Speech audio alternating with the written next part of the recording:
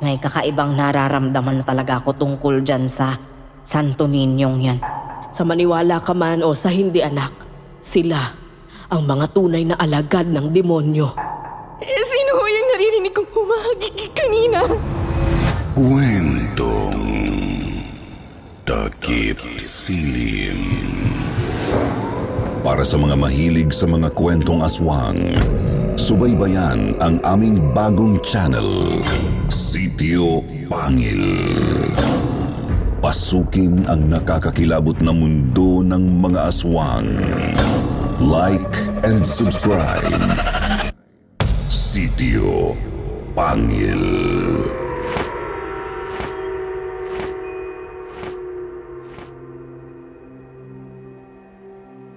Saan ka mas maniniwala? Sa magandang pakikitungo sa iyo ng isang taong bago mo pa lang namang nakakasama o sa babalang hatid ng mga taong lubos na nakakakilala sa kanya? Tama bang makinig na lang sa mga haka-hakang naririnig mo sa paligid, lalo na kung may basihan naman ang mga ito? Ako nga po pala si Lilian, tubong Baguio City sa probinsya ng Benguet. At hayaan niyo po sanang ibahagi ko sa inyo ngayon ang kwentong nangyari sa akin noong bago pa lang kaming nagsasama ng asawa kong isang seaman.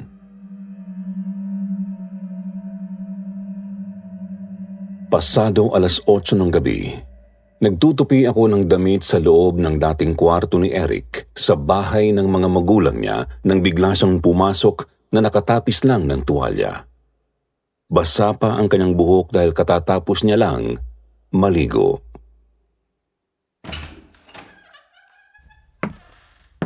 Oh, bakit naman nakabusangot ang mukha ng mahal ko? May problema ba? Nalulungkot lang kasi ako, mahal. 3 buwan pa lang tayong kasal. Tapos bukas, sasampakan na agad ng barko.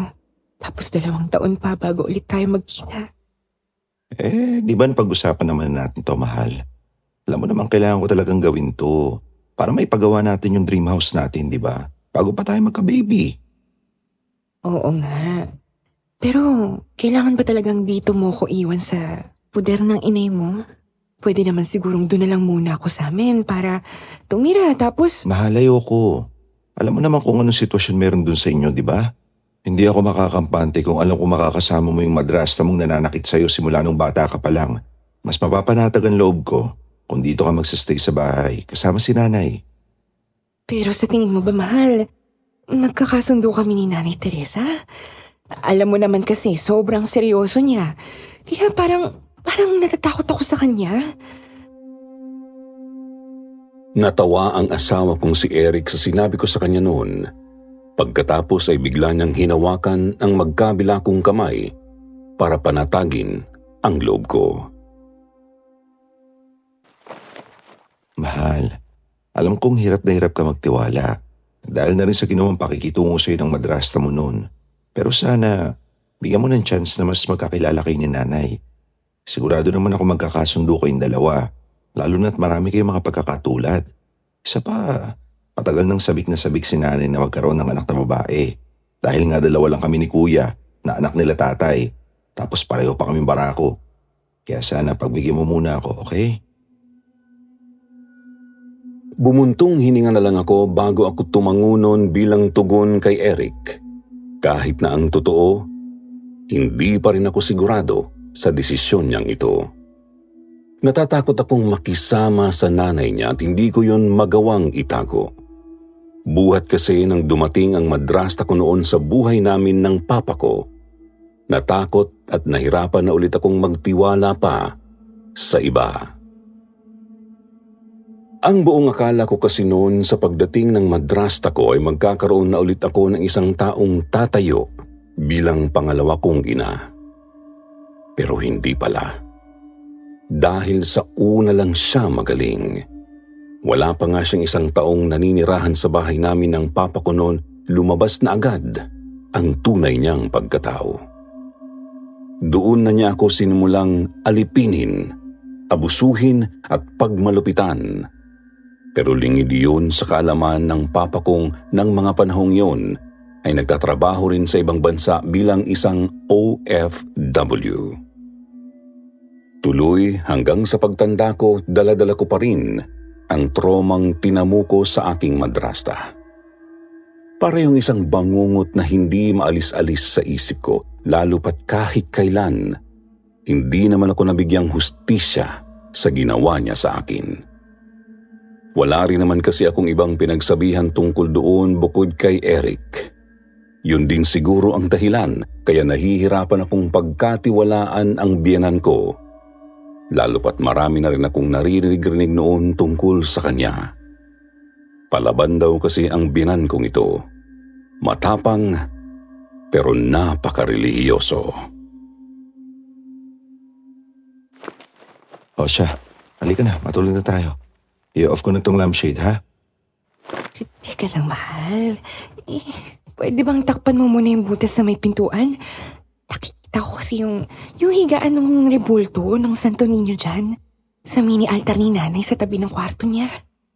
Alam mo namang takot ako sa mga rebultong ganyan, di ba?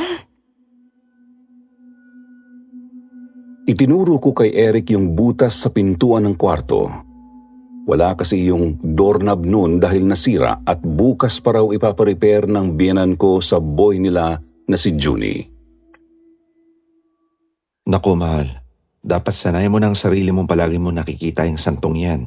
Paborito pa naman ni nanay yan at ingat-ingat siya dyan. May sentimental value kasi sa kanya yan eh. Pero sinunod pa rin naman ni Eric ang gusto ko at tinapalan muna ng tela yung butas sa pintuan para makatulog ako ng maayos.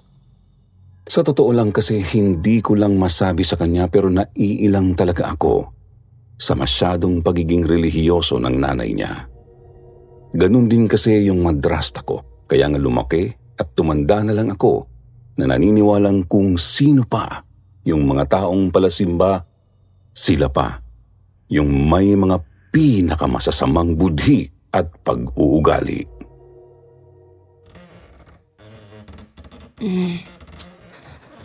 Ano ba naman to? Bakit parang umuyog-yog yata yung kama?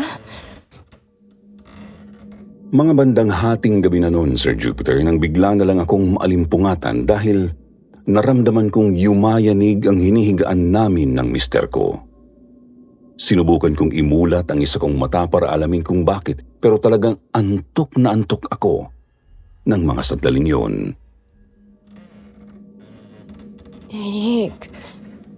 Eric, ano ba? Bakit ang likot mo? Natutulog na yung tao eh. Pero parang walang naririnig ang asawa ko at patuloy lang siyang naglulumikot sa tabi ko nang biglang, "Psst! Psst!"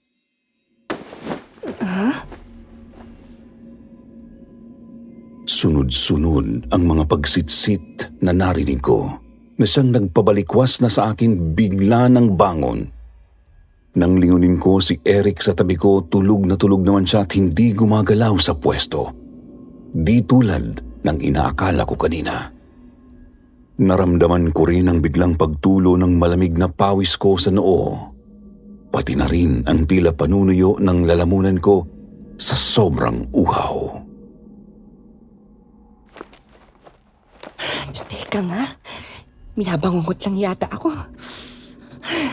Makainom nga lang muna saglit ng malamig na tubig. Mahal, saan ka pupunta? Naku, sorry mahal ah. Nagising ba kita? Pupunta lang sana ako sa kusina, iinom ako ng tubig. Bigla kasi akong naalimpungatan. Binabangungot yata ako. Ha?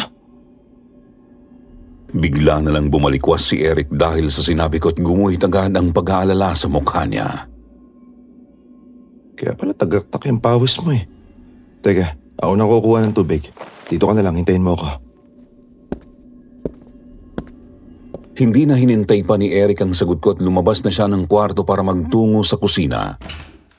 Naiwan niyang bukas ang pintuan, kaya ngayon ay kitang-kita ko tuloy yung Santo Niño sa maliit na mesang nagsisilbing altar sa tabi ng kwarto ng biyenan ko, na nasa tapat naman ng kwarto namin ni Eric. Bigla akong kinilabutan. Hindi talaga ako komportable sa rebultong yon. Unang beses ko pa lang yung makita. Lalo na't sa sobrang kalumaan nun ay mas nagmukha na yung nakakatakot. Medyo may gasgas na kasi ito at may mga bahaging burado na ang pintura at nangingitim na. Halos tulad din ng rebultong meron kami dati sa bahay. Kamukha nito yung rebulto na inihambalos sa akin noon ng aking madrasta nang minsang makagawa ako ng kasalanan sa kanya noong dalagita pa ako. Muntik ko nang ikamatay ang pangyayaring yon na hanggang ng mga sandaling yon ay hindi pa rin nakakarating sa papa ko. Titig na titig tuloy ako noon sa Santo Niñong kaharap ko nang maya-maya ay bigla na lang... Mahal, eto na yung tubig. Oh, ano nangyari sa'yo? Parang nakakita ka yata bigla ng multo dyan, mahal. Eric, yung santo gumagalaw. Ano? Nilingon ni Eric ang Santo Niño at nakita niyang ngayon ay nasa bingit na ito ng mesa. Maniwala ka sa akin, Eric. Nakita ko yung santo gumagalaw. Nakita ko talagang gumagalaw, Eric. Mahal naman. Baka naman nagalaw lang to ng mga dumadaang daga. Ang dami na rin kasing bubitito sa bahay ni nanay. Palibasa, luma na. Pero mahal, talagang nakita ko umuusog yung santo. Nang walang gumagalaw. Hindi ako pwedeng magkamali, Eric. Talagang... Mahal, makinig ka. Inumin mo muna tong tubig. Pagkatapos, huminga ka ng malalim, ha? Huwag mo nang takutin ang sarili mo, okay? Guni-guni mo lang yon. Hindi na ako sumagot pa kay Eric nang yakapin niya na ako't marahang hinila pahiga. Matulog na tayo ulit, okay? Nandito lang ako. Pinilit ko na lang na ipikit ang mga mata ko at yumakap ng mahigpit kay Eric para pakalmahin ng dibdib ko. Nag-isip na lang ako ng ibang bagay hanggang sa antukin ako ng gabing yun. Siguro, bumalik lang talaga ang trauma ko dahil bigla kong naalala ang ginawa sa akin ng madrasta ko. Kako pa noon ay magiging okay din ang lahat at masasanay din ako sa presensya ng Santo Ninyong yun. Tutal ay palagi ko na iyong makikita simula ngayon.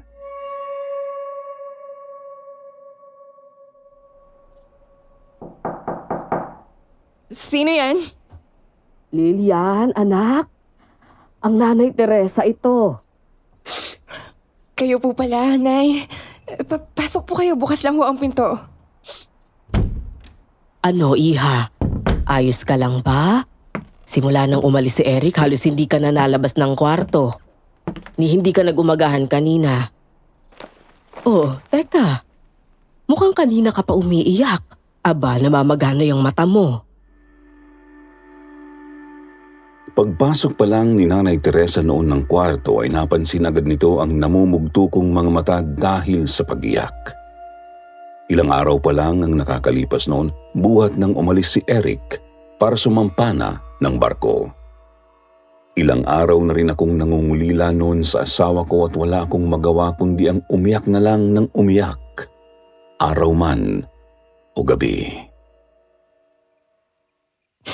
Pasensya na ho kayo, Nay.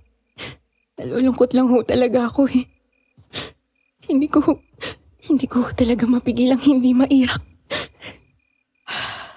Nako, naiintindihan ko naman, iha.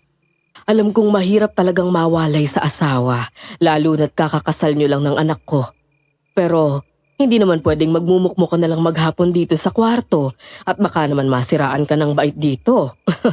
Alam mo, iha, ang mabuti pa ay sabayan mo na lang akong kumain ng tanghalian. Nagluto ako ng ginisang ampalayang sinahugan ko ng giniling. Oh, paborito yun ni Eric nung bata pa siya. Talaga ho, Nay? Sige ho, maraming salamat ho. O siya, halika na, tumayo ka na. Ay nako, maupo ka na doon sa hapag habang pinaghahainan kita. Huwag ka mag-alala, habang wala ang anak ko, ako muna ang mag-aalaga sa'yo, ha? Hindi ka pababayaan ng nanay, ha? Gustong maantig ng damdamin ko noon sa mga sinabi sa akin ng biyenan kong si Nanay Teresa. Pero hindi ko alam kung bakit purong pagkailang lang ang nararamdaman ko ng mga sandaling yun. Lalo na nang hawakan niya ang kamay ko at sinimulan niya akong akayin palabas ng kwarto. Pero pagbukas pa lang ni Nanay Teresa ng pintuan ay bigla na lang akong napahiyaw sa gulat.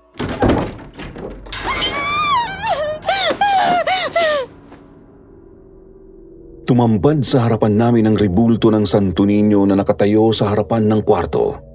Tila ba inaabangan nito ang paglabas namin? Kaya naman agad akong napaatras at napatago sa likod ng biyenan ko. Sus Mariosep, bakit nandito itong Santo Niño ko? Sinong naglagay nito? Minda! Junie! Inis na tinawag ni Nanay Teresa ang labanderang si Ate Minda at ang anak nitong si Junie na nagsisilbing boy naman ng biyenan ko. Doon sila nakatira sa maliit na kwarto sa likod.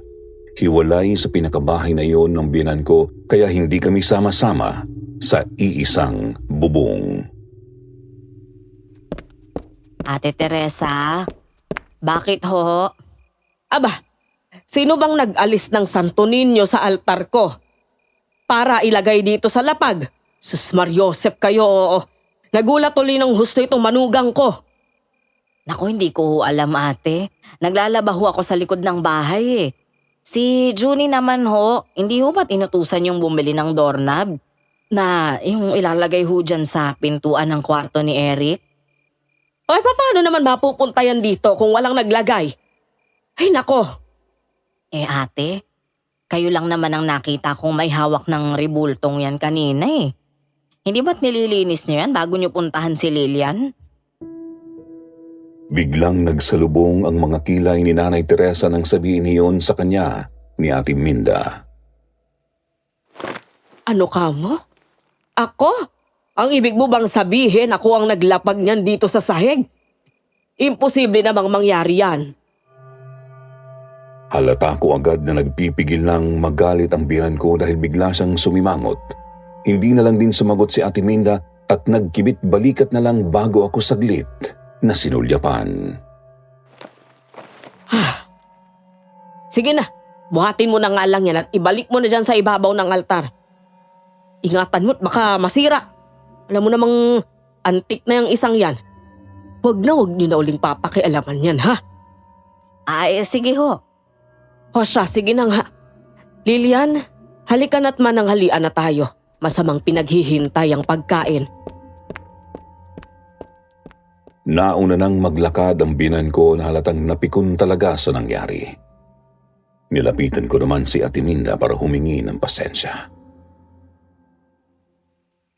Pasensya na ho kayo, Ate Minda. Napagalitan pa po ata kayo ni Nanay. Nagulat lang talaga ako sa Santo Ninyong yan. Ay, sus, wala yun. Sanay na ako dyan kay Ate Teresa. Palagi talagang mainit ang ulo niyan pagdating sa amin ng anak ko. Palibasay mga utusan niya lang kami. Anak ko, wag ho kayong magsalita ng ganyan. Baka naman ho mainit lang talaga ang ulo ni Nanay. Kakaalis lang din ho kasi ni Eric eh. Baka lang ho nag-alala si Nanay dahil sa akin. Naabutan niya ho kasi akong umiiyak kanina. Tapos nagulat pa ako dyan sa Santo Niño. Nag-aalala ba ka mo sa'yo? Yun ba ang sabi niya?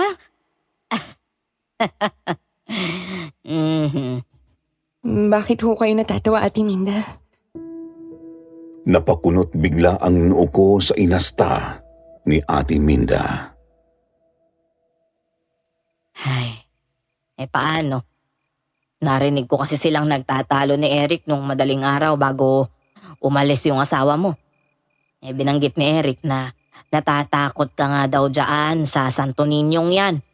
Dahil sa naging karanasan mo sa madrasta mo. Kaya nakiusap siyang baka pwedeng ipalipat itong altar. Ang kaso, nauwi sa pagtatalo ang usapan nila. Dahil yung biyenan mo, ayaw alisin itong altar dito sa tapat ng kwarto niyong mag-asawa.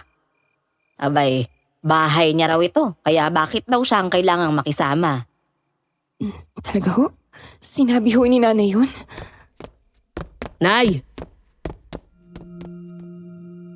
Sabay kaming napalingon ni Ate Minda sa boses ng binatilyong anak niya na mukhang kararating lang din galing hardware na hindi namin namalayang nakalapit na pala sa amin. Hawak pa nito ang biniling doorknob na ilalagay niya doon sa butas na pintuan ng kwarto namin ni Eric. Oh, Junie, nakauwi ka na pala. Nay, ano ba naman huyang sinasabi niyo kay Ate Lilian? Hindi niyo na ho dapat sinabi yun. Napaka-chismosa niyo talaga. Eh bakit? Abay, totoo naman yon. Nakakaawa naman itong asawa ng Kuya Eric mo. Kung hindi agad natin siya mababalaan sa ugali ng biyenan niya, baka mamaya matulad lang ito doon sa dating asawa ng Kuya Gary mo. Ayun, hindi na nakalabas ng mental, di ba? Nagulat ako nang biglang banggitin ni Ate Minda ang panganay na kapatid ng Mr. Kong si Eric na matagal na rin daw hindi umuwi ng Pinas. Asawa ho? May asawa na ho si Kuya Gary? Ay oo, bakit? Hindi mo ba alam yon? Hindi ho eh. Wala hong nabanggit sa akin si Eric. Ay, kung sa bagay, hindi na nga talaga siguro gusto pang banggitin ni Eric yung tungkol doon. Dahil yun ang naging dahilan kaya nagkalamat yung pamilya nila. Kaya nga hindi na umuwi si Gary dito sa bahay eh. Magkagalit sila niyang nanay niya. Paano nasiraan kasi ng bait yung dating asawa dahil dyan kay Ate Teresa. Ano pong ibig niyo sabihin? Ano ho bang ginawa ng biyanan ko sa dating asawa ni Kuya Gary? Minaltrato ng biyenan nyo. Hanggang sa malaglag ang anak nila ni Gary. Tutol kasi yan si Ate Teresa sa relasyon nung dalawa. Dahil yung babae, inakilala lang ni Gary sa beer house. Kaya ayaw nasiraan ng bait. Ano ho? Literal na pinanlakihan talaga ako ng mga mata sa sinabing yon ni Ate Minda. Napanganga ako at hindi ko alam noon kung paano ako magre-react. Nay, tama na nga. Kung ano-ano lang sinasabi niyo kay Ate Lilian eh. Baka mamaya niyan, malaman ni Aling Teresa yung pinagsasabi niyo. Mapalayas pa tayo dito. Alam niyo namang wala pa tayong ibang mapupuntahan eh. Hindi pa ho tayo pwedeng umalis dito hanggat hindi pa ako nakakagraduate ng high school. Bigla akong naawa nun kay Junie, ang binatilyong anak ni Ate Minda na noon ay nag-aaral pa lang daw ng second year high school kahit na magdi-18 anyos na ito. Halatang nagtitiis na lang silang manatili sa puder ng binan ko base sa tono ng pananalita nito. Bigla kong naalala sa kanya ang sarili ko nung mga panahong nagtitiis pa akong makasama ang madrasta ko. Huwag ka mag-alala, Junie. Hindi ko naman sasabihin kay nanay na sinabi niyo sa akin yung tungkol dito. Salamat Ate Lilian. Pero kung pwede, kahit o kay Kuya Eric, huwag niyong mabanggit na nagsabi si nanay sa inyo tungkol dito. Sigurado kasing kahit siya magagalit din sa amin eh. Tumango ako at pumayag sa hiling ni Junie. Sa totoo lang, hindi ko naman kasi may kakailang may pagkamamasboy ang mister ko. Lalo na ng mga panahong yon, nakakakasal pa lang namin. Isa pa nagpapasalamat nga ako sa kanila na binanggit nila sa akin ang tungkol doon. Dahil ngayon, mas makakapag-ingat ako laban sa malupit pa lang biyenan ko. Oh, ang tagal mo yatang sumunod, Iha. Babalik ka na sana kita dun sa kwarto mo eh. Pasensya na ho kayo, Nay. Nag-CR lang ho ako saglit. Ganun ba? Sa susunod, wag mong ugaliing pinaghihintay ang pagkain, ha? Baka layuan tayo ng grasya kapag ganyan. Sayang naman ang pinaghihirapan ng asawa mo sa barko kung ganun. Hindi na ako sumagot pa at nagsimula na lang sumabay sa kanya sa pagkain ng tanghalian. Naiilang ako sa presensya ng biyenan ko noon kaya naman kahit na masarap naman ang luto niya ay hindi ko magawang enjoyin ang pagkain ko. Dahilan kaya mabilis din akong natapos. Pasok na ho ako sa kwarto ko, Nay. Medyo sumama ho yung pakiramdam ko. Ganun ba? Nako, Baka naman sa kaiiyak mo yan. Gusto mo bang hilutin kita anak para gumaan ang pakiramdam mo? Nako, hindi na ho, Nay. Itutulog ko na lang ho ito. Napuyat din ho kasi ako gabi dahil bigla akong binangungot. Binangungot? Baka naman hindi ka nagdarasal bago matulog. Abay maigi kung uugaliin mong tumawag muna sa Diyos, iha, bago ka humimbing. Aba, baka naman kamukat-mukat mo'y bigla ka nalang hindi magising. Parang bigla na lang nagtayuan noon ang mga balahibo ko sa katawan. Tila nagkaroon ng ibang meaning sa tenga ko ang sinabi ni Nanay Teresa ng mga sandaling yun. Kaya hindi ko na siya sinagot pa. Tumango na lang ako pagkatapos ay dumiretso na ako pabalik ng kwarto. Oh ate, sakto.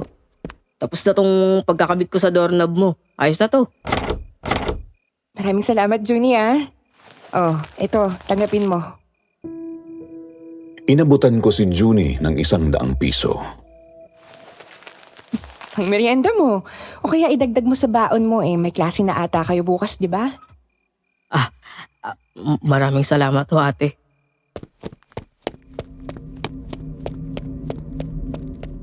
Napangiti na lang ako habang pinanonood na tumatakbo si Junie palabas ng bahay na tuwang-tuwa sa natanggap na reward. Isasara ko na sana noon ang pintuan kaya lang bigla naman akong nakaramdam ng malamig na simoy ng hangin na parabang dumampi sa buong katawan ko. Nayakap ko ang sarili ko habang nabaling naman ang atensyon ko dun sa altar sa tapat ng kwarto namin ni Eric. Nakaharap sa akin ang Santo Niño na tila ba nakikipagtitigan sa akin ng mata sa mata. Bigla ko tuloy na ibagsak pasara ang pintuan ko sabay talon paakyat sa kama. Doon ako nagtalukbong ng kumot hanggang makatulog ako. Hindi ko na alam noon, Sir Jupiter, kung ilang oras na akong tulog pero naalimpungatan na naman ako nang bigla kong maramdamang may humihila sa kumot ko. Sa sobrang antok ay hinila ko yun pabalik pero may humila lang ulit noon sa pagkakakapit ko. Sino yung humila ng kumot ko? May tao ba dyan? Nagpalinga-linga ako sa paligid ng kwarto pero wala namang ibang tao ron bukod sa akin. Tahimik din ang paligid. Akma sana akong sisilip noon sa may paanan ko sa pinakadulo ng kama pero laking gulat ko na lang nang bigla akong tumalsik palayo sa kama at humataw sa pader.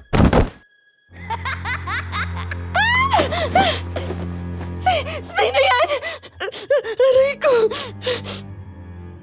Sinubukan kong tumayo, Sir Jupiter, pero biglang kumirot ang likuran at ulo ko. Mukhang napasama yata ang bagsak ko. Ate Minda! Johnny! Sino yan? Magpakita ka sa akin! Magpakita ka! Lilian. Lilian. Lilian. Umaalingaw-ngaw sa paligid ang isang boses na animo tumatalbog sa bawat sulok ng kwarto. Nagsimula nang magtayuan ang mga balahibo ko noon habang ako naman ay nahihirapan pa ring kumilos. Ate Minda! Johnny! Tulungan niyo ako! Tulungan niyo ako! Tulungan niyo ako! Lilian, ano yung kumalabog dito sa... Diyos ko po, Iha, anong ginagawa mo dyan sa sahig? Bakit dumudugo yung noo mo?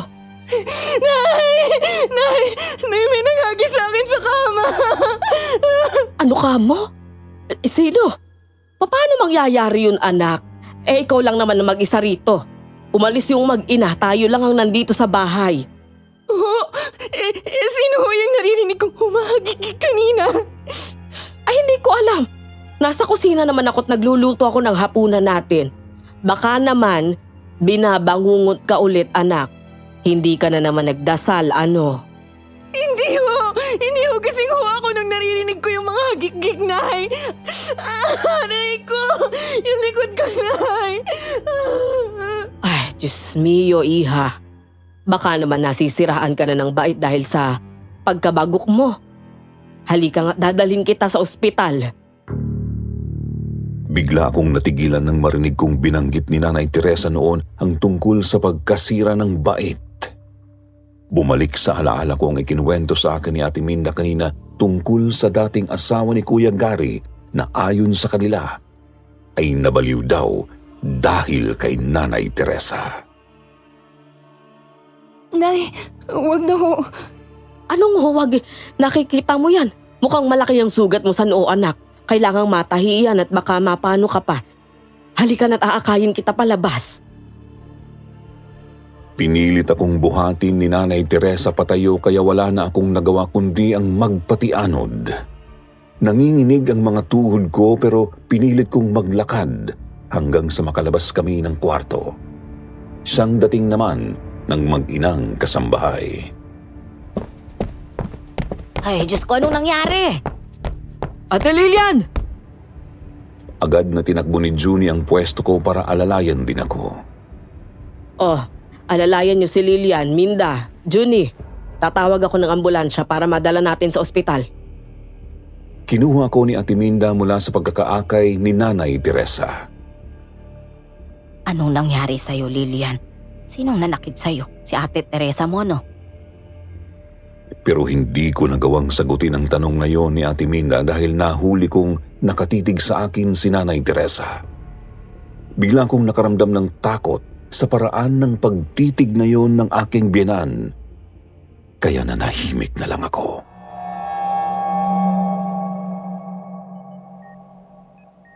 Okay, tapos ko na huntayin ang sugat niya. Mabuti na lang ho, minor injuries lang ang tinamu nitong manugang nyo, Nay. Nako, maraming salamat ho talaga sa inyo, Dok. Nag-alala talaga ako ng sobra dyan sa manugang kong iyan. Thank you po, Doc. Wala akong anuman. Ingat na lang ho tayo sa susunod, Mrs. ha? Tingnan lagi ang lalakaran para hindi na ulit kayo nadudulas. Gaya ng sinasabi ng biyanan nyo. Ano ho? Pero hindi naman... Pwede na ho ba kaming umuwi, Dok? Ano ho? Oo naman po. Basta sundin nyo lang yung mga ibiniling ko para mas mabilis na gumaling ang sugat niya. Sige hot, mauuna na ako sa inyo. Nay, bakit iba ho ang sinabi niyong dahilan kay Doc? Hindi ho ako nadulas, Nay. Sinabi ko na ho sa inyo kanina, di ba? Tumalsik ho ako sa kama. May naghagis po sa akin. Wala namang kasing maniniwala sa'yo, anak, kung yan ang sasabihin mo sa kanila. Imposibleng tumalsik ka sa kama dahil mag-isa ka lang naman kanina sa kwarto. Baka isipin nila dito na sisiraan ka na ng ulo. Ang mabuti pa, halika na at umuwi na tayo, anak, ha? Hindi ko na sinagot pa si Nanay Teresa at sumunod na lang ako sa gusto niya dahil nanghihina pa ako. Pagkarating namin mula sa ospital, dire-diretso akong pumasok sa kwarto namin ni Eric. Sinundan naman ako ng biyenan ko sa hindi malamang dahilan. Sasamahan kitang matulog dito ngayong gabi para may bantay ka. Ho? Baka kasi bangungutin ka na naman eh. Pero na hindi ko naman ho kailangan ng... Bakit? Gusto mo bang iba pa ang magbantay sa'yo? Natigilan ako sa tanong ni Nanay Teresa. Parang may iba yung ibig sabihin. Bigla na lang nabaling ang tingin ko sa altar na natatanaw ko mula sa nakabukas na pintuan ng kwarto naming mag-asawa. At nakita ko doon yung Santo Niño na tila ba nakikipagtitigan na naman sa akin. O siya, sige na, magdasal ka na bago matulog para hindi ka bangungutin. Pero lalo lang akong hindi makatulog dahil sa presensya ni Nanay Teresa. Inabot na yata ng ilang oras ay nagpapanggap lang akong tulog. Hanggang sa bigla ko na lang narinig na bumubukas ang pintuan ng kwarto namin ni Eric.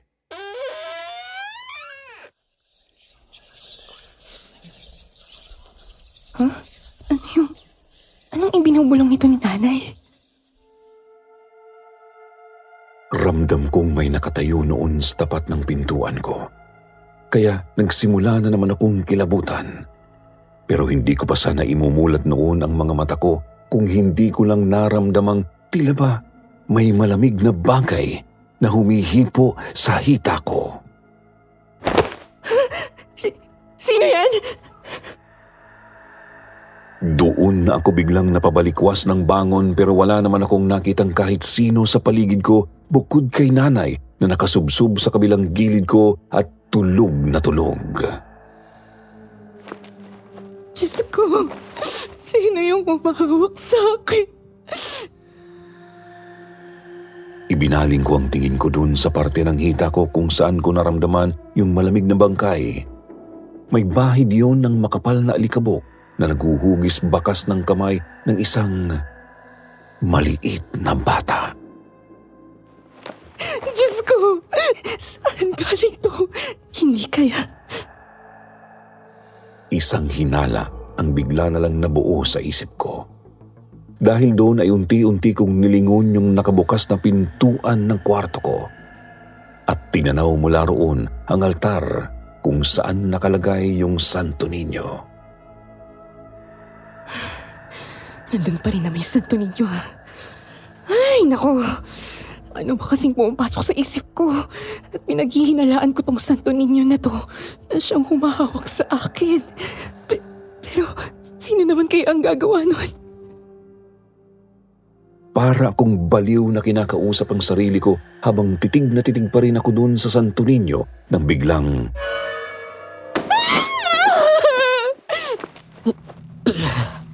Oh, Lilian anak. Anong nangyari sa iyo? Bakit ka sumisigaw? Binangungot ka na naman ba? Biglang naalimpungatan si Nanay Teresa sa tabi ko at tila tarantang sunod-sunod akong tinanong.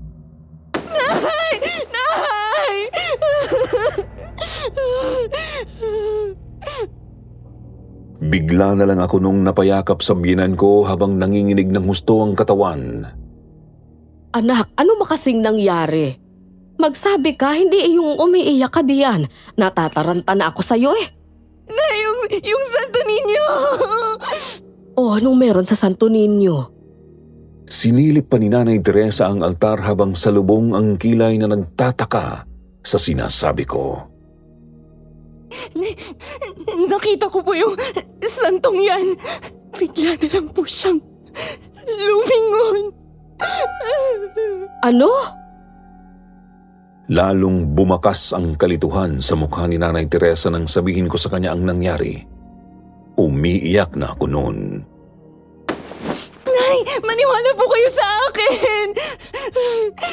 Iyang santong yan, bigla na lang po sa akin lumingon at ninisian ako, Nay. May sa demonyo ho ata yung Santo Ninyong yan. Lilian, anak, ano ka ba?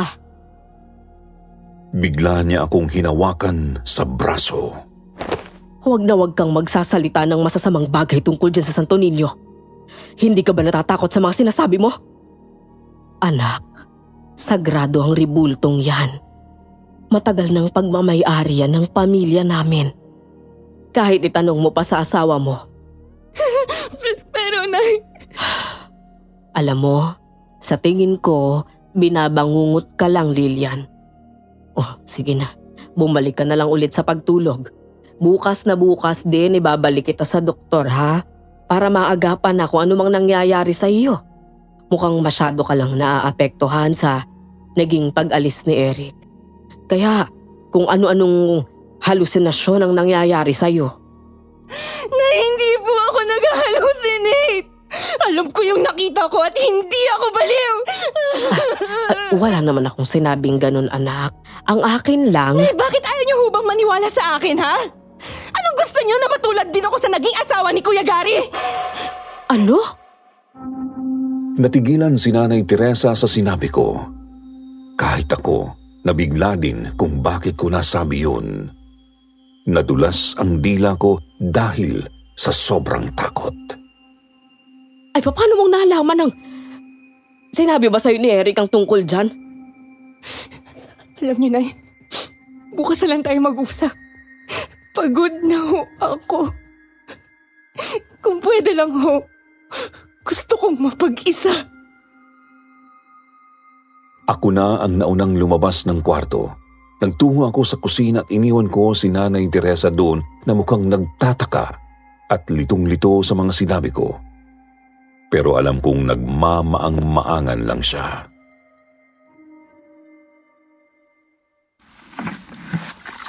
Oh, Lilia, nandito ka pala. Ikaw pala yan, Ate Minda. Naku, nagulat ba kita? Pasensya ka na ha. Bakit kasi gising ka pa? Gabi na eh. Dapat nagpapahinga ka na. Hindi ho kasi ako makatulog. Bakit? Gusto mo bang ipagtimpla kita ng gatas? Hindi ka pa dapat kumikilos eh. Masama pa ang lagay mo. Hindi ka nga dapat bumabangon. Kasi ho... Ate Minda, may gusto ho sana akong itanong sa inyo. Biglang sumeryoso ang mukha ni Ate Minda. Ano yun? Tungkol ho sana sa santo ng biyanan ko. Anong tungkol doon? Matagal na ho ba talaga yun sa pamilya ni Nanay Teresa, ate? Ano ho ang alam niyo tungkol doon? Saan ho yun galing? Bakit mo naman naisip na magtanong tungkol doon? Biglang nag-iwas ng tingin sa akin si Ate Minda. Nagsalin ng tubig at inisang lagok yun bago sumagot. May nangyari ho kasi sa akin kanina. Ate Minda, nakita ho kasing nilingon ako bigla ng santo. Pero ayaw ho akong paniwalaan ni Nanay Teresa nang sabihin ko sa kanya ng tungkol doon. Kita kong bigla na lang nanlaki ang mga mata ni Ate Minda sa sinabi ko, Sir Jupiter. At hindi kaagad siya nakasagot. Maniwala ka sa akin, Ate Minda. Hindi lang ito yung unang beses na nakita kong gumalaw yung santong yun. Kahit nga nung unang gabi ko dito kasama si Eric, nakita ko rin yung umusod ng pwesto. Kahit wala namang gumagalaw doon. Akala ko nung una, guni-guni ko lang yun. Pero Sa tingin mo ba, yung nangyari sa'yo kanina, kaya ka na ospital, may kinalaman din doon ang Santo Niño? Nasabi mo kasi kanina na parang may naghagis sa'yo. Diba? Mataman akong tinitigan ni Ate Minda na parabang nababasa niya ang nilalaman ng isip ko.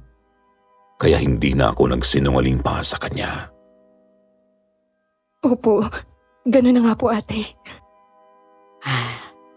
Sinasabi ko na nga ba, noon pa man talaga, may kakaibang nararamdaman na talaga ako tungkol dyan sa Santo Niñong yan. Pero wala kasi akong ebidensya, lalo na nung Luminga-linga muna si Ate Minda sa paligid bago na ituloy ang sinasabi niya sa akin. nung gabing tuluyan nang nawala sa sarili yung dating asawa ni Gary. Yung Santo Niño rin ang itinuturo niyang gumagambala raw sa kanya. Diyos ko po. Alam mo, sa tingin ko, yung mga bagong pasok sa pamilya nila ang puntirya ng kung anumang elementong kumokontrol sa Santo Niñong yan. Kaya ang payo ko sa'yo ha, mag-iingat ka. Wag na wag kang magtitiwala dyan. Dyan sa biyenan mo. Lalo na't siyang may-ari ng Santo Niñong yan. Lalo lang napuno ng kalituhan ang isip ko sa naging usapan namin yon ni Ate Minda, Sir Jupiter. Dahil nga doon, kinabukasan ay nagpagawa agad ako kay Junie ng double lock para sa kwarto namin ni Eric. Dahil sa takot na baka pasukin ulit ako ng Santo Niño ni Nanay Teresa. Buhat din noon, hindi na kami gaano pang nagpansinan ng binan ko na akala mo'y hangin lang kami sa isa't isa. At tumagal din yon ng halos ilang linggo. Gustong gusto ko na ngang umalis noon ng bahay kung may iba lang akong mapupuntahan. Dahil itong asawa kong si Eric ni hindi man lang naalalang kumontak sa akin pagkatapos niyang makasampa ng barko. At ni hindi ako pinadalhan ng perang panggastos man lang. Dahil doon mas lalo pang ang lumala ang mga nararanasan ko. Isang hating gabi, Sir Jupiter, kaiinlip ko lang noon, pero hindi pa naman ganon kalalim ang tulog ko. Nang bigla na lang akong makarinig ng mahihinang yabag. Kaya naman bahagya kong iminulat ang mga mata ko. Doon ko nakita na hindi ko pala naisarang maigi yung pintuan ng kwarto ko at naiwan ko na naman iyong bukas. Dahil doon, nakita ko si Nanay Teresa, ang binan ko, na huminto sa harap ng altar niya. Mukhang galing siya ng kusina dahil may hawak siyang baso ng tubig na ipinatong niya sa may altar bago niya binuhat yung Santo Niño at niyapos. Sus Mariosep, gabing-gabi na. Ano naman kayang balak gawin nitong biyanan ko? Nakita kong biglang nag-sign of the cross noon si Nanay Teresa at nagsimula siyang ipikit ang mga mata niya. Tahimik na nagdadasal. Ninyo Jesus, walang na sanggol. Diyos na makapangyarihan at bukal ng mga biyaya. Ako ay naniliklohod sa iyong harapan. Buong puso akong sumasamba at nagsisisi sa aking mga kasalanan. Iniaalay ko sa iyo ang aking sarili. Itulot mo na ako ay matulad sa iyong kabanalan. Umiyak si Nanay Teresa habang nagdarasal at kitang-kita ko nang sinimulan niyang paghalikan ang maliliit na paa at kamay ng Santo Niño bago niya ito inilapag ulit sa altar at lumuhod siya sa harapan nito at dinikit pa ang noo sa sahig habang ipinagpapatuloy ang pagdarasal. Pero hindi pa doon natapos yun, Sir Jupiter. Dahil mga ilang minuto lang yata ang lumipas noon, kitang-kita kong nagsimulang maggalawan ang mga daliri sa kamay ng Santo Niño.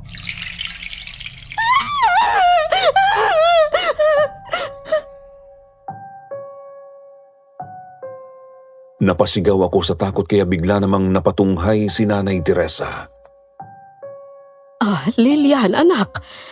Bakit ka na naman? Nabaling bigla ang tingin ni Nanay Teresa. Sisitahin na naman sana niya ako noon pero nagulat na lang siya nang makita mismo ng mga mata niyang gumagalaw yung Santo Niño sa harapan niya. Diyos ko, anong nangyayari dito? Bakit gumagalaw itong... Halos hindi maituloy ni Nanay Teresa ang sasabihin niya dahil sa gulat. Napaupo siya sa sahig at nanginig sa takot habang nanlalaki ang mga matang hindi maialis ang tingin doon. Ako naman sa kabila ng takot ko nagtataka akong tila ba ngayon niya lang nalaman ang tungkol sa kakaibang nangyayari sa santong yun. Sinasabi ko na nga ba? May demonyo yung Santo Ninyong yan!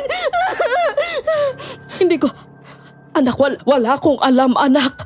Ate Minda! Johnny! Hindi ko pinansin pa si Nanay Teresa at nagsimula akong tawagin ang mag-inang katiwala niya. Nagsisimula ng sumayaw at magpaikot-ikot sa harapan namin yung Santo Niño noon na napapansin ko ring lumuluha na pala ng dugo. Diyos ko po, Nay! Pahintuin niyo po yan! Pahintuin niyo po yan! Hindi ko rin alam ang gagawin ko, anak. Halika na, lumabas na lang tayo. Hinila ni Nanay Teresa noon ang kamay ko palabas ng bahay. Wala akong nagawa noon kundi ang magpatianod sa paghila niya hanggang sa makarating kami sa likod ng property nila kung saan nanunuluyan yung mag-inang katiwala.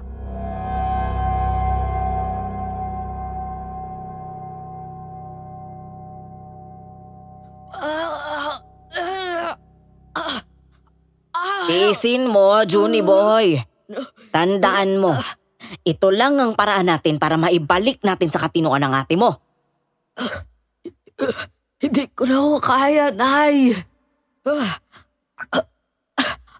Ang sakit ho. Nahihilo daw ako. Hindi pwede, anak. Kailangang ialay natin ang dugo mo. para magawa nating kontrolin ang santong yon. Anak, yan ang hinihingi nila. Bukod sa isa pang buhay na ipapalit natin para kay Clarissa, kailangang mabaliw din si Lilian. Siyang magiging alay natin kapalit ng ate mo, Junie. Bakit, Nay? Bakit si Ate Lilian ang pinaparusahan niyo? Wala naman siya kasalanan, ha? Nay, kung tutusin kayo, dapat yung sinisisi ko sa nangyari kay ate. Dahil kung di niyo siya pinaampon, hindi siya magkakaganon. Manahimik ka! Ipinaampun ko sa pamilyang yan ang ate mo para gumanda ang buhay niya.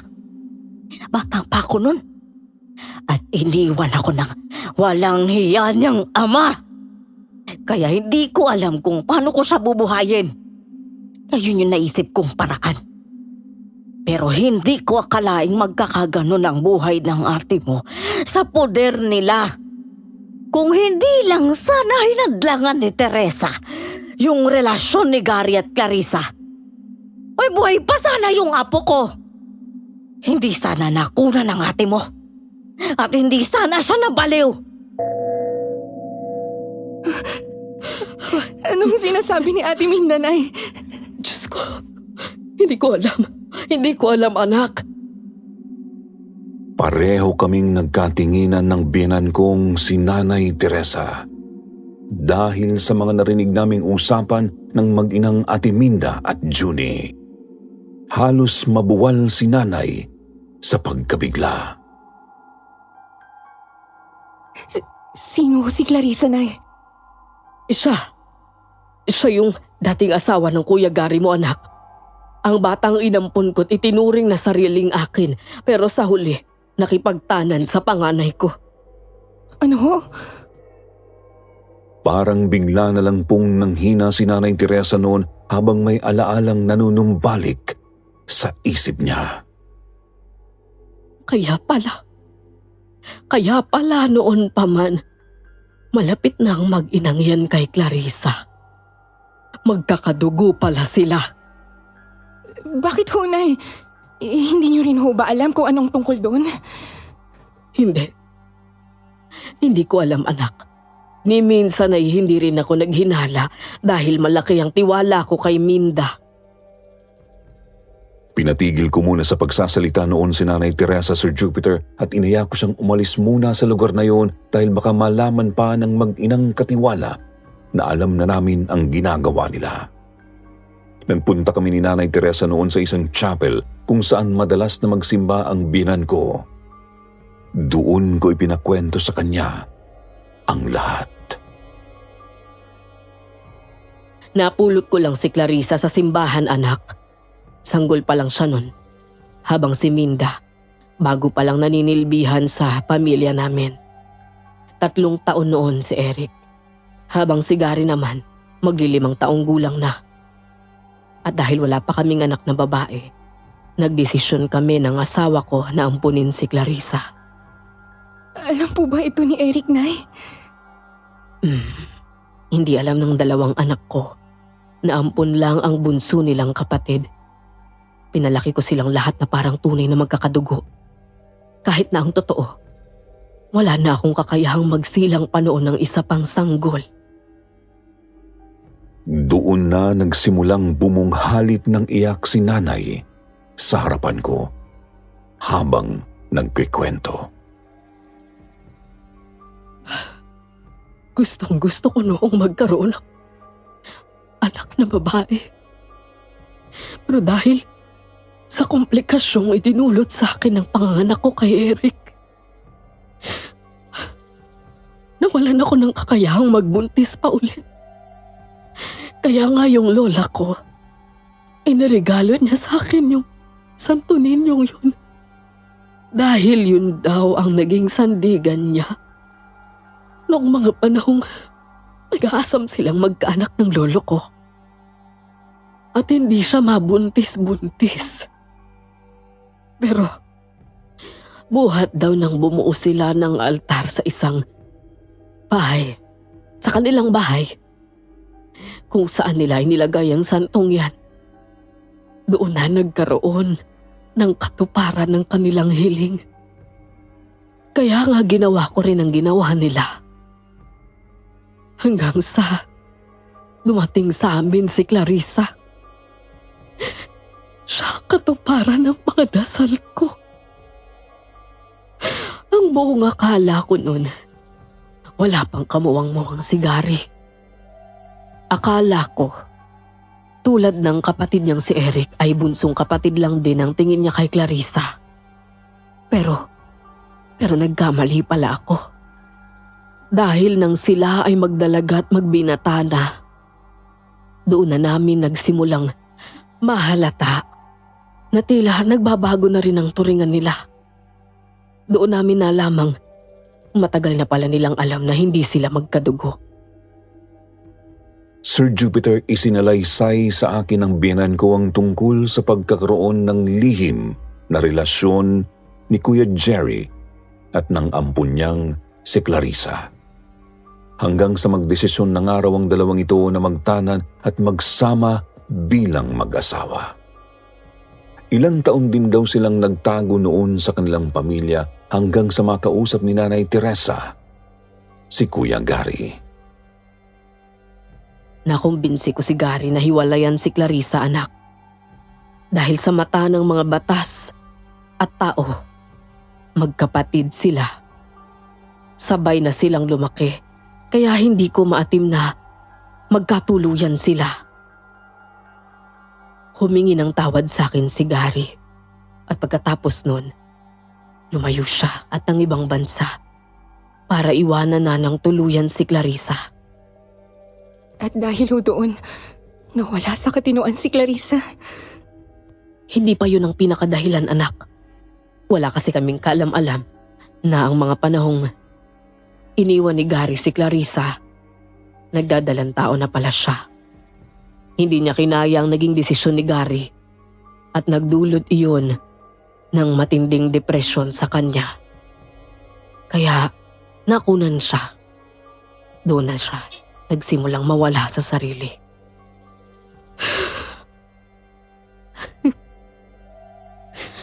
Inuwi ko siya pabalik doon sa bahay ko. Kaya doon din mismo tuluyang lumala ang lagay ni Clarissa na. Nagalit siya sa Diyos. Nagsimula niyang itakwil ang Panginoon. At galit na galit siya tuwing makikita niya yung Santo Ninyong yun sa altar ng bahay ko.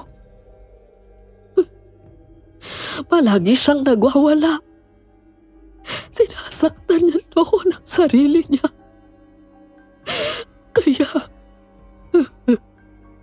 Kaya napilitan ako.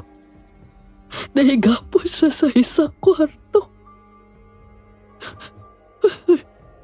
Pero hindi ko akalaing dahil doon, lalala pala ang lagay niya. At tuluyan siyang mababaliw. Nasa po ni Nanay Teresa ang sarili niyang mukha kaya niyakap ko na lang siya. Ngayon, Sir Jupiter, ay malinaw na sa akin ang lahat. Hindi naman pala tunay na nagsinungaling sa akin si Ate Minda. Pero yung kwento niya sa akin, binago niya at dinagdagan para maging masama ang tingin ko sa biyenan ko. Ito kasi ang sinisisi niya sa nangyari sa tunay niya palang anak. Pero bakit ho ako ang pinupuntirya ni Ate Mindanay? Wala pa naman ho ako ng mga panahong yun ah. Hindi ko rin alam. Pero may palagay ako na dahil yun sa naging pagtrato ko sa'yo buhat ng ipakilala ka sa akin ni Eric bilang nobya niya. Tanggap na tanggap kasi kita bilang nobya ng anak ko, Iha. Hindi gaya ng naging reaksyon ko nung mga panahong si Gary at Clarissa ang magkarelasyon. Pero normal lang yun, Nay. Magkapatid sila sa paningin ninyo dahil kayo ho ang parehong nagpalaki sa kanila. At tunay na anak din naman ang tingin nyo kay Clarissa, di ba? Pero mukhang hindi ganoon ang pag-intindi nila sa nangyari. Pero sa tingin niyo, Nay, paano nagawa ni na Ate Minda na kontrolin yung Santo Niño? At ialay ako kapalit ni Clarissa. Ano yun? Kasali sila sa isang uri ng kulto? Umiling ulit noon si Nanay Teresa bilang tugon. Sa totoo lang, Iha, matagal na akong pinapayuhan ng mga kapitbahay at kamag-anak namin noon na huwag ko raw tanggapin si Minda.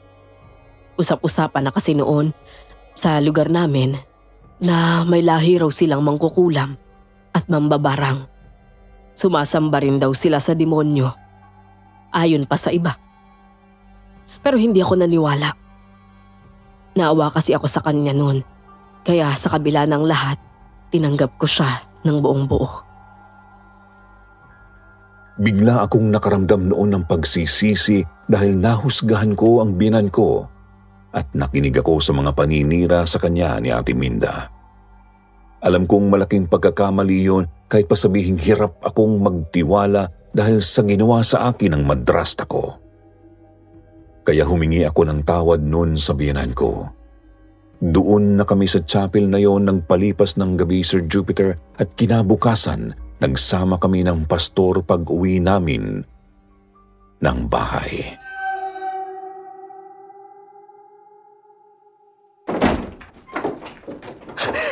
Diyos Maria Josep, anong nangyari dito? Parang binagyo. Inabutan naming napakagulo ng bahay, Sir Jupiter. Nagkalat ang mga sira-sira naming furnitures at iba pang kasangkapan na animo binagyo ang loob ng bahay ng binan ko. Maging yung mga taong simbahan nun na kasama namin, napailing din. Siguradong galit na galit si Minda nang malaman niyang wala na tayo sa bahay. Siguradong alam na rin niyang alam na natin ang sikreto niya. Tama, Nay. Wala na ho kasi sila ni Junie dito. Pati yung mga gamit nila sa likod bahay, nalimas na rin. Kasama ng Santo Niño ninyo, Nay. Ito na lang ho ang naiwan, Nay. Iniabot ko sa biyanan ko noon ang mga itim na kandila, mga libreta at iba pang mga gamit sa pangungulam na tila nakaligtaan ng kunin ng mag-inang katiwala sa pagmamadali nilang umalis. May iniwang sulat sa'yo si Junie, anak. Ho? Pero iba ang sinasabi sa sulat na iniwan pala ni Junie sa akin, Sir Jupiter. Ate Lilian, ako po to si Junie. Sumulat po ako para humingi ng tawad. Dahil naging parte ako ng panggagamit at panloloko sa inyo ni Nanay. Dahil sa kagustuhan niyang mahiganti si Ate Clarissa sa pamilya ng asawa niyong si Kuya Eric. Alam ko pong mali ang ginagawa niya. Kaya nga ito, at gumawa rin ako ng paraan para itama yun. Ate Lilian, iniwan ko yung mga ginamit na aparato ni Nanay para pasakitan ng buong pamilya niyo. Sunugin niyo to, kasabay ng isang dasal, para mawalan ng bisa ang anumang orasyong ipinataw niya sa pamilya niyo. Ito lang po yung magagawa kong paraan para tulungan ka, ate. Maraming pong salamat sa pagiging mabait niyo sa akin sa ilang saglit nating pagkakakilala. Junie. Halos maluha ako nang basahin ko ang sulat na yon ni Junie, Sir Jupiter. Sobra akong naaawa sa binatilyo pero wala na akong nagawa nun dahil hindi ko naman alam kung saan sila nagpunta. Sinunod na lang po namin ni Nanay Teresa yung sinabi niya at hindi naman po kami nun binigo dahil sa wakas, huminto rin ang mga nakakatakot na pangyayari noon sa amin hanggang sa mabilis na lumipas ang 3 buwan.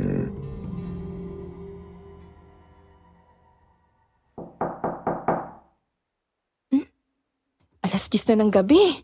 Sino kaya yung kumakatok? Ako na ang magbubukas, anak. Hintayin mo na lang muna ako rito. Sige ho, Nay. Gary? Nay, Diyos ko, anak. Diyos ko. Ikaw nga. Anong ginagawa mo rito? Bakit hindi ka man lang nagsabi na uuwi ka? Sana'y tinawagan mo kami sa landline para naman makapaghanda kami ni Lilian. Hindi na ho kailangan, Nay. May gusto lang ho akong ibalita sa inyo. Ay, sige, halika anak. Pumasok ka muna sa loob. Salamat ho. Kuya Gary? Hanggang isang gabi, Sir Jupiter, gulat na gulat kaming dalawa ni Nanay Teresa noon nang bigla na lang umuwi si Gary na wala man lang pasabi. Magandang gabi sa iyo, Hipag. Oh, kumain ka na ba kuya? Anong gusto mong maiinom? Paghahanda kita. Huwag na, Lilian. Salamat na lang. May sasabihin lang ako kay Nanay. Tungkol saan ba yan, anak? Tungkol ho kay Clarissa, Nay. Pareho kaming natigilan ni Nanay Teresa nang banggitin ni Kuya Gary si Clarissa. Anong meron sa kanya, Gary? Hindi niyo ho ba alam ang nangyayari sa kanya, Nay? Malala na ho ang lagay niya. Ha? Anong ibig mong sabihin? Tinawagan ho kasi ako ng ospital kung nasa siya ngayon, Nay. Ibinalita nila sa akin ang tungkol sa mga kakaibang nangyayari daw kay Clarissa ngayon. Hindi na raw siya parang isang normal na baliw lang, Nay. Dahil para na ho siyang sinasapian ng demonyo. Ano ka mo? Oo, Nay. Ako ho mismo nakakita nun. Dahil bago ako nagpunta rito, dinalaw ko siya.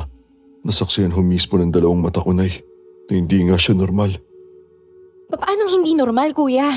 Hindi ba't wala na nga siya sa sarili niya? Baka naman lumalala ang lagay ng isip niya at kailangan niya na ng mas malakas na gamot. Hindi, Lilian. Hindi siya normal. Walang normal na taong may kakayahang maglakad at gumapang hanggang sa kisame. Walang normal na taong may kakayahan paikutin ang ulo at sarili niyang katawan. Ano? Diyos ko po. Hindi ko na alam ang gagawin ko, Nay. Hindi ko kaya makita si Clarissa ng ganun. Bakit ba kasi bigla na naman siya naging kakaiba? May nangyari ho ba? Doon na ikinwento ni Nanay Teresa kay Kuya Gary ang lahat. Dahil doon, sinisisi niya tuloy ang sarili niya. Sabi niya hindi raw mauuwi sa ganun ang lagay ni Clarissa kung hindi sila nagkagustuhan. Siya raw ang may kasalanan ng lahat. Si Aling Minda rin ho nagsabi sa akin na hindi kami magkapatid ni Clarissa, Nay. Mukhang umpisa pa lang. Plinano niya na talaga magkagustuhan kami ni Clarissa. Pero bakit, Kuya Gary? Anong habol niya at gusto niya kayong magkatuluyan ni Clarissa? Sa tingin ko dahil yun sa mana, anak. May tradisyon kasi ang pamilya namin na ang pinakamalaking parte ng mana ay mapupunta sa pinakapanganay na anak at apo. Malaki ang lupain ng tatay ko kaya siguro pinagkainteresan ni Minda. Sus Mariosep, may mga tao pala talagang ganyan. Gagawin ang lahat para sa pera. Sa maniwala ka man o sa hindi, anak, talagang may mga taong kagaya nila dito sa mundo natin. Sila ang mga tunay na alagad ng demonyo. Sir Jupiter, ayon daw doon sa mental institution na pinaglagyan kay Clarissa, para na raw talaga itong napoposes. Hindi lang daw nila gustong malaman yun ng iba dahil malaking kasiraan yun sa ospital nila. Kaya si Gary lang ang tinawagan nilang kaanak nito. Natatandaan kong halos hindi kami makapaniwala ni nanay noon.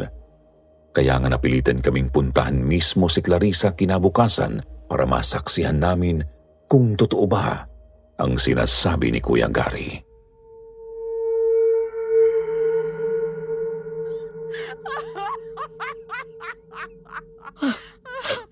Diyos ko po, Clarissa, anong nangyari sa'yo, anak ko? Nay, kumalma lang ho kayo. Baka ho kasi tumaas pa ang alta presyon niyo. Halos manlumo si Nanay Teresa noon nang makita namin ang lagay ni Clarissa. Kaya todo alalay ako sa kanya. Totoo lahat ng sinasabi ni Kuya Gary dahil kitang-kita mismo ng mga mata ko kung paano inikot ni Clarissa ang ulo niya nang makita niya ang biyenan ko. Nakangisi pa siya noon habang nakatitig sa amin na parang iniinsulto niya kami. Pero ang talagang nakapagdala ng mas matinding kilabot nun sa dibdib ko ay nang makita kong yapos-yapos niya ang isang pamilyar na ribulto ng santo.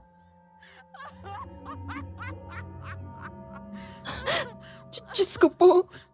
Nay, sino ang nagbigay kay Clarissa ng santo ninyong yun? Hindi ko alam, anak. Pero may hinala akong si Minda mismo ang nagdala niyan sa kanya. Huwag niyo na subukan kunin sa kanya yan, Nay. Dahil nagiging agresibo ho si Clarissa kapag sinusubukang hawakan ng ibang santong yan. Baka masaktan lang ho kayo. Anong gagawin natin, anak? Hindi natin pwedeng hayaan na lang na ganyan ang kapatid mo. Hindi na sumagot pa noon si Kuya Gary at napayuko na lang. Alam kong hindi niya nagustuhan ang pagtukoy ni nanay na kapatid niya si Clarissa.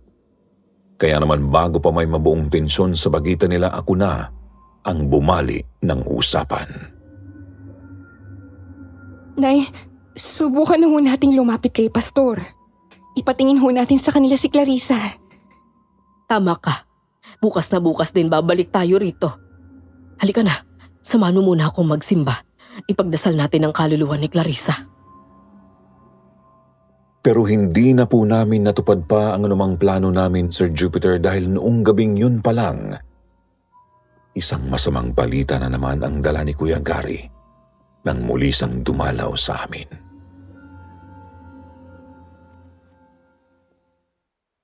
Wala na ho si Clarissa, Nay. Natagpuan ho siyang patay sa ward kanina. Binigti niya ang sarili niya gamit ang buhok ng santo ninyo na hawak niya. Nay, Hindi. Hindi pwede. Ang anak ko.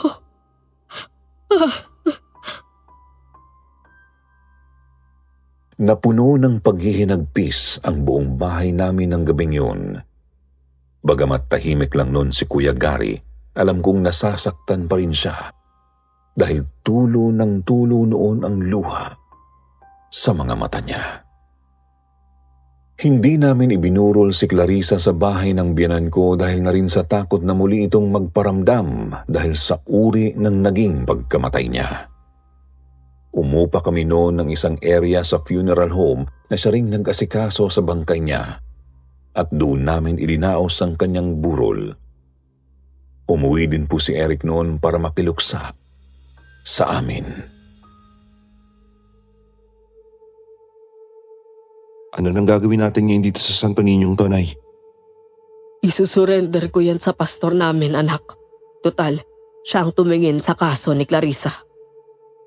Ano raw ho ba ang sabi nila? Bakit daw biglang nagkaganon si Clarissa? Ang sabi ni pastor, ganun daw talaga ang nangyayari kapag yung orasyong ipinataw sa atin, nagawa nating kontrahin. Tatalbog daw ito pabalik sa kanila. At dahil si Clarissa ay kadugo nila, at siyang pinakamahina sa lahat, sa kanya tumalbog ang karma. Nagsisimula na naman hong lumuha ang mata ni Nanay Teresa, kaya inalo na namin siya ni Eric. Hinahagod ko ang dibdib ni Nanay nang mapasulya pa ko noon sa di kalayuan. Junie? Eric si Junie! Ha? Nasaan? Namataan ko siyang nakatanaw sa amin mula sa likod ng malaking puno sa kabilang kalsada. Payat na ang hitsura ni Junie noon, pero hindi ako pwedeng magkamali dahil kilala ko ang mukha niyang maamo at nakakaawa. Yapos-yapos niya yung pamilyar na ribulto ng santo. Kaso, bigla siyang tumakbo. Paano napunta sa kami ni Junie yun? Ikakapatong ko lang sa tabi ni Nanay kanina.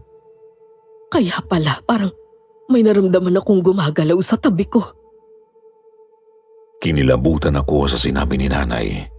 Ibig sabihin kasi ay gumagalaw pa rin yung Santo Niño. Kahit na ginawa na namin ang lahat para lang putulin ang orasyon ni Ate Minda. Dali-dali kaming nagtatakbo ni Eric noon para habulin ang binatilyong si Junie. Nawala siya, Eric. Hanapin pa natin. Baka nandun pa siya sa... Mahal, tama na. Wala na si Junie. Pero mahal, nakakaawa naman si Junie. Kung babalik pa siya sa poder ng nanay niya, naku. Wala na tayong magagawa doon, mahal. Nanay niya yun eh. Kahit gusto pa natin siya iligtas sa kami ni Ate Minda, mukhang wala naman siyang balak iwanan to. Ang magagawa na lang natin, maging mabuting magulang sa magiging anak natin. Pero natatakot ako, mahal. Paano kung bigla tayong balikan ng santo? Paano kung bigla na lang tayong balikan ni Ate Minda? Huwag kang mag-alala, mahal. Hindi niya na magagawa yun. Inilapit kami ni Eric noon sa isa pang pastor na kakilala niya, na simula noon ay halos araw-araw kaming binibisita para gabayan. Dahil sa kanya tulad ni nanay ay naging malapit ako sa Diyos. At naging panatag ang loob namin kahit pa nung bumalik na ang asawa kong si Eric sa pagsampa sa barko. Sir Jupiter, yun na po ang huling beses na nakita ko ang binatilyong si Junie. Yun na rin ang huling beses na nakita namin yung Santo Niño na pagmamay-ari ng biyenan ko. Hindi po naging madali para sa amin ang makamove on pagkatapos ng lahat ng pangyayaring yun. Pero laking pasasalamat ko na lang na pagkalipas ng ilang taon sa wakas, unti-unti rin kaming nakabangon. Hindi na po namin itinuloy ni Eric ang pagpapagawa ng dream house namin gaya ng naging usapan namin noon. Bagkus ay ipinarenovate na lang namin ang bahay ng biyenan ko para mas maging kaya-ayang tirhan yun. Inalis namin ang lahat ng bakas ng nakaraan at pinagmukha iyong bago. Tutal, si Kuya Gary na mismo ang nagsabing wala na siyang balak pang tirhan yun dahil na rin sa mga alaalang paulit-ulit na nanunumbalik sa kanya sa bahay na yon. Marami na rin naman pong naipundar na mga ari-arian si Kuya Gary dahil nanatili po siyang binata at hindi na nag-asawa pa buhat nang maghiwalay sila ni Clarissa. Hanggang ngayon po ay nananatili pa rin siya sa ibang bansa at doon na tuluyang naninirahan sa kabila ng pagtutol ni Nanay Teresa. Ganun pa man, sinigurado naman namin ni Eric na magiging masaya ang biyenan ko sa piling naming mag-asawa, pati na rin sa 3 naging anak namin ni Eric. Sa katunayan, Sir Jupiter, ngayon po ay malapit ng mag-87 years old ang biyenan ko at kasama pa rin namin siyang mag-anak. Naging napakalapit po namin sa isa't isa pagkatapos ng mga pinagdaanan namin. Sa kanya ko naramdaman ang pagmamahal ng isang ina na matagal ko nang inaasam na maranasan sa buhay ko. Kaya naman nang maging ina na rin ako, naibigay ko sa mga anak ko ang lahat ng pagmamahal na ipinaranas sa akin ng aking biyenan. Masaya po akong nagawa kong ibahagi sa inyo ang kwento kong ito, Sir Jupiter. Sana po ay nag-enjoy kayo sa pagbabasa nito at nag-enjoy naman sa pakikinig ang inyong mga listeners. Nawa ay kapulutan nyo rin po ito ng aral. Sa ngayon, dito ko na po tinatapos ang kwento kong ito, Sir Jupiter. As a mother comforts her child, so will I comfort you, and you will be comforted over Jerusalem. Isaiah 66:13. Muli ako po si Lilian. Magandang gabi po sa inyong lahat.